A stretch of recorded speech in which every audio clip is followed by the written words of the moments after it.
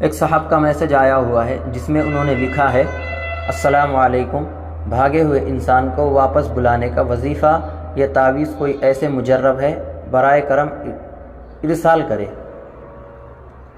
وعلیکم السلام ورحمۃ اللہ۔ اگر کوئی شخص کسی وجہ سے بھاگ جائے تو اس کی واپسی کے لیے بہت آسان عمل ہے جو حضرت مولانا یوسف صاحب تاولی، جو استاد حدیث ہے دارالعلوم دیوبند کے، ان کے مجربات میں سے ہے۔ عمل سن لیجئے۔ عمل اس طرح ہے، آپ وضو کر لے، پیپر اور قلم لے لے، اس پر بسم اللہ الرحمن الرحیم لکھ لے، پھر سورۃ الفاتحہ لکھ لے، پھر آیت الکرسی لکھ لے، وَهُوَ الْعَلِيُّ الْعَظِيمُ تک۔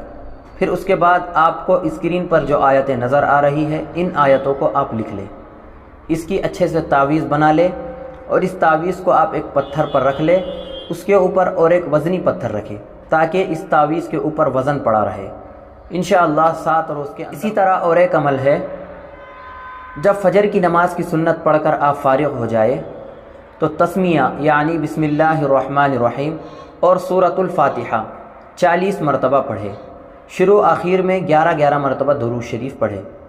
اس عمل کو 40 روز تک اسی طریقے پر کرتے رہے، انشاءاللہ مفرور بہت جلد واپس آ جائیں گے۔ اور ایک تیسرا عمل ہے، جب آپ جمعہ کے دن عشاء کی نماز سے فارغ ہو جائے تو 2 رکعت نفل کی نیت کر لے اور 2 رکعت پڑھے۔ نماز اس طرح پڑھے، پہلی رکعت میں سورہ فاتحہ کے بعد 3 مرتبہ سورۃ الکافرون پڑھے، دوسری رکعت میں سورہ فاتحہ کے بعد سورہ اخلاص پڑھے،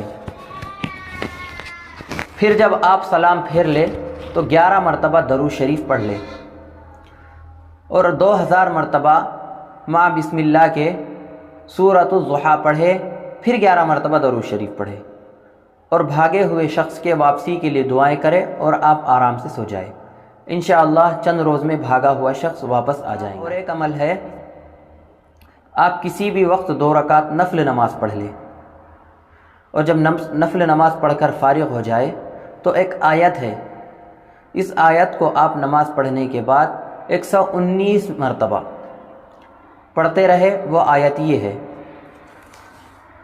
ان الذین فرض علیک القرآن لیردوک الی معاد۔